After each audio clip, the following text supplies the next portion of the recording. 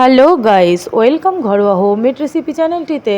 তো চলো, আমি তোমাদের সাথে বিকেলে আমি কি করে চাটা বানাই, লাল চাটা আর কি, সেটাই তোমাদের সাথে শেয়ার করলাম। এই চাটা কিন্তু শুধু চা না, এটা সর্দি কাশিতেও গলার বেশ আরামদায়ক একটা চা।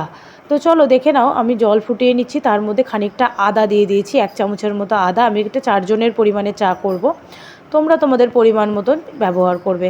আর দেখতে পেলে থালার মধ্যে আমি কিছুটা এলাচ, একটা দারচিনি, কিছুটা গোলমরিচ আর 2-4 কোয়া লবঙ্গ আমি রেখে দিয়েছিলাম। সেটা এই যে জলের সাথে আমি বেশ সুন্দর করে 2 মিনিট ধরা ফুটিয়ে নেব কিন্তু, ঠিক আছে? এই যে দেখো, হাত দিয়ে আমি দেখিয়ে দিলাম 2 মিনিট। হ্যাঁ, 2 মিনিট দ্বারা ভালো করে ফুটিয়ে সমস্ত উপকরণগুলোর নির্যাসগুলো ভালো করে বের করে নিয়ে তারপরে আমি এখানে চা পাতাটা দিয়ে দিলাম। দিয়ে চা পাতাটা একটু বলক ওঠা মাত্রই আমি গ্যাসটাকে অফ করে দিয়ে তো ঢাকনি দিয়ে ঢেকে দিলাম, সেন্টটাকে মানে চায়ের ফ্লেভারটা যেন ভালো করে চায়ের মধ্যে বসে যায়।